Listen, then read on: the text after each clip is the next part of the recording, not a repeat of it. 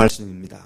이사야서를 구약의 복음서다라고 말하는 이유를 오늘 이 문단에서도 충분히 찾아볼 수 있고 확인할 수가 있습니다. 짧은 7절이지만 두 부분으로 나누어서 1절부터 5절까지와 6, 7절 이 두 부분으로 이 말씀을 나눠볼 수가 있습니다. 5절까지에서 보면 멸시받던 백성이 장래받을 영광과 환희와 기쁨과 즐거움, 그리고 6, 7절에서는 그렇게 될 수 있는 이유가 바로 그리스도의 강림과 그분의 왕국이 세워질 것이기 때문임을 분명하게 밝히고 있습니다.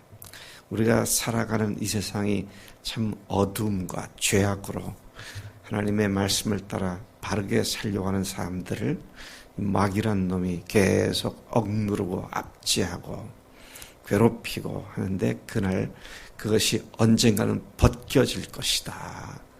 그것이 바로 그리스도께서 오시는 날이고 그분의 왕국이 선포될 때다. 자, 여러분, 우리가 무슨 말인지 이 정도만 얘기해도 다 의미를 알잖아요. 근데 놀라운 건 하나님의 백성이라고 자부하는 이스라엘은 지금도 이 말이 무슨 말인지 몰라요. 이사야 53장에 있는 말씀, 그 채찍에 맞고 찔리고 우리 허물 때문이고 이런 말씀을 얘기를 하면 유대인들은 그 말씀을 애써 안 보고 없는 것처럼 지나가는 말씀들입니다. 근데 우리가 이방인이었던 우리가 그 말씀들이 어떻게 예수님에게서 성취되었는지를 확인하고 확실히 알기 때문에 너무도 감사한 일이 아닐 수 없습니다. 하나님께서는 앞장까지 7, 8장에서 하나님을 의지하지 않고 주변 나라들과 외교를 잘해서 또는 심지어 무당들과 점쟁이들을 통해서 나라를 안정시키려고 했던 남왕조 유다에게 그들이 의지하려던 나라들이 다 망할 것이다. 그들이 망할 것인데 너희들이 왜 그들을 의지하냐? 나만 믿어라. 나만 의지해라. 그게 앞장까지의 말씀인 것을 우리가 잘 기억하고 있습니다. 오늘 본문에서는 임마누엘 하나님께서 기필코 하나님의 메시아를 보내셔서 다윗의 나라를 굳게 세우시고, 다윗의 나라 하면 여기서 유다죠. 남왕조 유다죠. 영적으로 보면 그리스도의 나라인데 영원히 보존시킬 것을 선포하신 놀라운 예언의 말씀입니다. 우리는 이 말씀이 놀라운 예언의 말씀인 까닭을 본문에서 잘 찾아볼 수 있습니다. 지금 이 상황은 어떤 상황입니까? 유다 왕국이 한 나라로서 존폐 위기에까지 몰려있다고 생각할 수 있는 어려움을 당하는 그 상황에서 그 나라를 지켜주실 것을 말씀하시는 상황이긴 합니다만, 그런데 그 실체는, 상황은 그런데 실체는 예수님을 세상에 보내셔서 그분이 하나님의 나라를 온전히 세우시고 영원히 보존하실 것을 말씀하시는 것이죠. 참 세상 나라의 장래에 대해서는 아무도 알지 못합니다. 대한민국 1948년에 건국이 되죠. 정부 수립했죠. 또 재헌 국회가 생겨났고 1948년이라고 해봐야 지금부터 72년밖에 되지 않습니다. 그런데도 우리는 지금 북한, 중국, 옛날 소련, 지금 러시아, 일본, 미국 이 사방 칸박이에서 70년밖에 안 된 이 나라가 과연 존립하겠느냐 못하겠느냐, 이런 문제를 우리가 지금 겪고 있지 않습니까? 어쩌면 그제도 얘기했지만 이렇게 똑같은지, 과거에 이스라엘이 처해있던 그 상황하고 우리나라가 얼마나 똑같은지. 그런데 거기에다가 북한하고 잘 지내야 된다. 쌀도 퍼주고 돈도 퍼주고 어떻게든지 술 사주고 쌀 바꾸자 그러고 뭐 별짓 다 하지만 하나님께서는 나를 믿지 않으면 너희들을 망한다. 너희들이 의지를 그 나라를 망하게 하겠다. 그리고 너희들도 망한다. 그렇게 말씀하시는 것이 이 이사야 9장에 쓰여진 시대적 배경이고 상황인 것을 보게 됩니다. 한 아기가 태어날 것이다. 6절 이하에 너무나 놀라운 말씀입니다. 바로 그 아기가 지금 아기를 얘기합니다. 아들을 얘기해요. 그가 어떤 자냐? 바로 전능하신 하나님이시며 영존하시는 아버지시며 평강의 왕이시다. 아니 아기가 아들로 태어난 아기가 하나님이라는 거 아닙니까? 이 이스라엘 역사상 구약으로부터 오늘까지 그런 일이 없었잖아요. 근데 예수님이 딱 태어나셔서 그분이 전능하신 하나님이시고 평강의 왕이시고 그분이 바로 예언되었던 예수님이신 것을 우리가 너무나 잘 알고 있는 것이죠. 그때로부터 750여 년, 730여 년 뒤에 유대 땅 베들레헴 마구간에서 태어나신 예수님이 그런 분, 곧 전능하신 하나님, 영존하시는 아버지, 평강의 왕이라고 지칭했음을 우리가 잘 알고 있습니다. 이 예언의 말씀은 예수님의 오심을 정확하게 예언한 것으로서 비록 목수 요셉의 아들로 태어나셨지만 아들로 태어난 건 그런 모습으로 태어나셨지만 그분은 전능자 하나님이시고 이 세상 창조되기 전부터 계셨고 또 앞으로도 영원히 존재하시는 하나님 자신이시며 인류에게 우리 개인에게 진정한 평화를 주시며 또 평화의 나라를 세우시는 하나님 자신이신 것을 우리는 믿음으로 고백하게 됩니다. 그분이 세상에 오시는 그때에는 더 이상 고통을 안겨주는 어둠의 죄악이 존재하지 않게 될 것을 선포하고 있습니다. 그것이 1절, 2절 말씀이죠. 전에 고통받던 자들에게는 흑암이 없으리로다. 흑암에 행하던 백성이 큰 빛을 보고 사망의 그늘진 땅에 거주하는 자에게 빛이 비치도다. 예수님을 만난 이후 우리의 삶 속에는 빛이 비춰졌고 우리를 빛으로 만들어 주셨기에 어둠과 사망은 더 이상 우리와 관계할 것이 없는 줄로 믿습니다. 그런데 자꾸만 우리 속의 옛 습관이 그거하고 친하려고 별짓을 다 하는 우리의 모습을 보면서 정말 주님 앞에 죄송스럽고 부끄럽기 짝이 없는 우리의 모습을 고백하지 않을 수 없습니다. 흑암은 고통과 죽음을 상징하는 것으로서 사단의 세력을 가리키는 것이죠. 사단의 권세하에 고통받던 자들이 세상의 빛으로 오실 그리스도께서 복음의 빛, 생명의 빛을 비춰주심을 의미합니다. 어둠의 세상에서 죄악으로 행하던 백성이 진리이시고 빛이신 그리스도를 보고 만나고 그 빛을 빛 가운데서 행함으로써 생명을 얻게 됨을 예언하신 말씀입니다.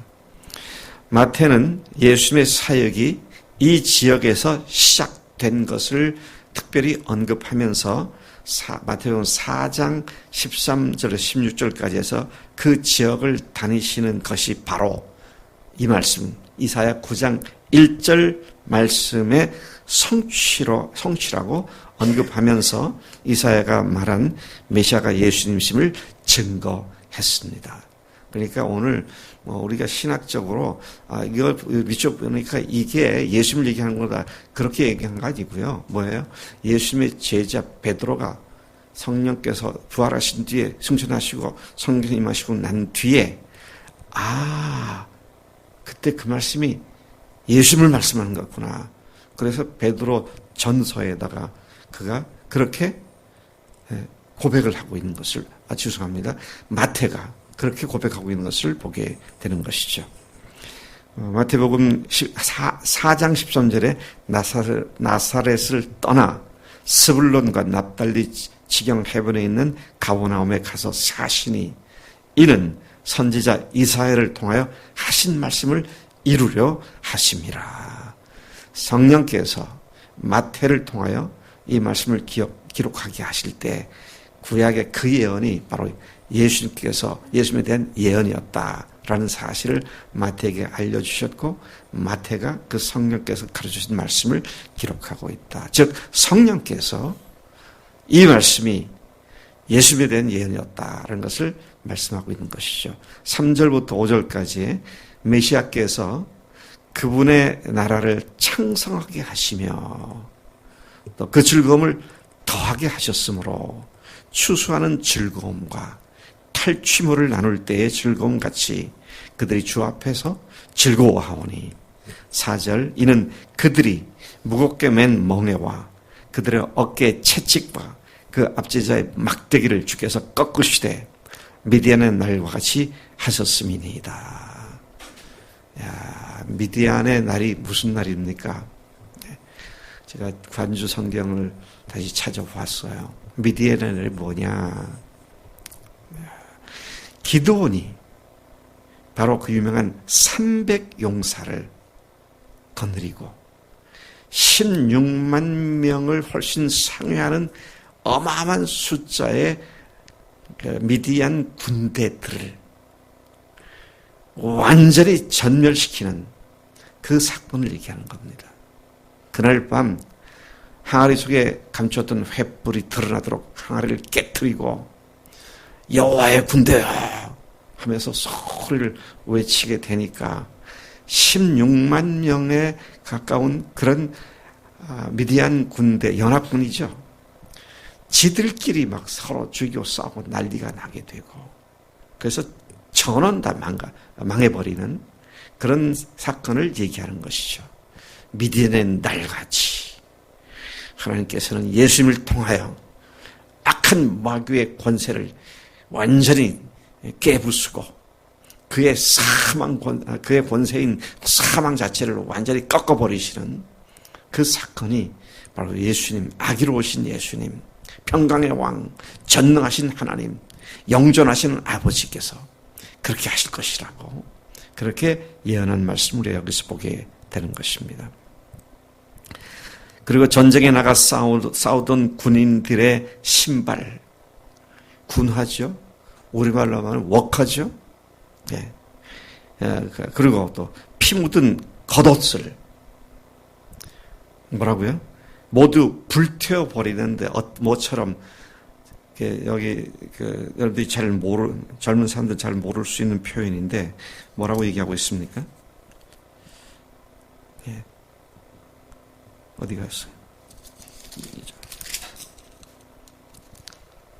예, 5절이죠. 어지러이 싸우는 군인들의 신과 피 묻은 겉옷이 불에 섭같이 살라지리라.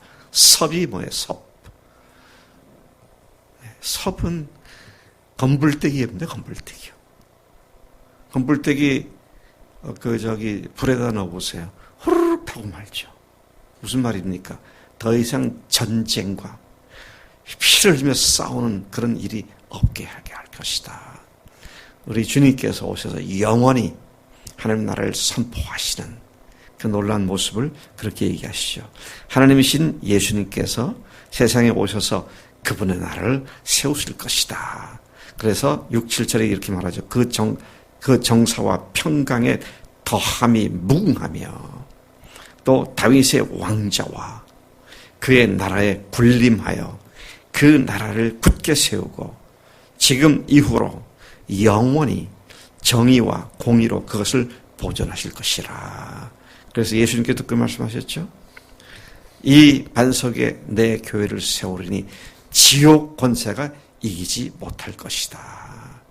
그래서 예수님이 십자가에 죽으시고 부활하시고 승천하신 이후 교회는 2000년 동안 어마어마한 핍박을 받아왔지만 여전히 꺼지지 않는 생명의 빛으로 세상을 비추고 있고 하나님께서 마귀의 그 졸개들을 완전히 멸망시켜 지옥불에 쳐넣을 때 그때 하나님께서는 오늘 우리에게 말씀하신 이 말씀을 영원히 정의와 공의로 하나님께서 세우신 하나님의 나라, 그리스도의 나라, 구약 성경으로 말하는 다윗의 나라를 영원히 보존하실 것이다. 그렇게 말씀하시죠.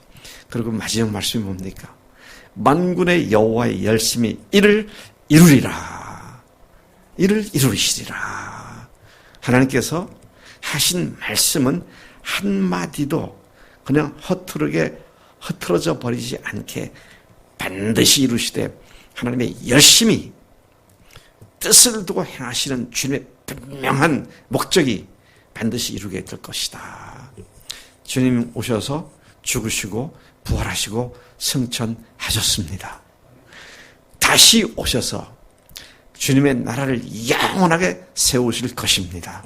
우리는 그 영광스러운 나라의 백성들이 되었기에 왕이신 예수님께서 육체적으로 물리적으로 세상에 마지막으로 오셔서 그분의 나라를 세우실 때 우리도 그분의 나라의 귀한 일꾼으로 세움받고 하나님 나라를 온전하게 세우는 일의 동력자가 되게 하신 줄로 믿습니다. 하나님 아버지 감사합니다. 이 거대한 역사의 대서사시, 하나님 역사의 대하드라마, 그것의 대부분이 성취된 이 시점에 살고 있는 저희들인 것을 고백합니다. 예언했던 대로 오셨고 죽으셨고 부활하셨고 예언하셨던 대로 성령을 보내주셨고 예언하신 대로 교회를 세우셨고 그리고 교회의 완성의 끝자락에 우리를 불러주신 것 저희들이 너무 잘 알고 있습니다. 하나님이 말세 지말에 주님이 오셔서 영원히 공의의 나라, 하나님의 평화의 나라, 빛의 나라를 세우시는 그 일들을 믿음으로 바라보니 오늘 우리를 정결케 하고 주님 나라 백성으로 주님 나라를 선포하는 사역자들로서의 올바른 삶을 살 수 있도록 우리를 오늘도 충만케 하실 줄로 믿습니다. 오늘 한순간도 여기에서 눈을 옮기지 않고 주목하고 집중하고 주의 뜻을 이루는 우리 모두가 되도록 붙잡아 주실 줄로 믿습니다. 감사합니다. 예수님의 이름으로 기도를 쌉나이다. 아멘. 아멘.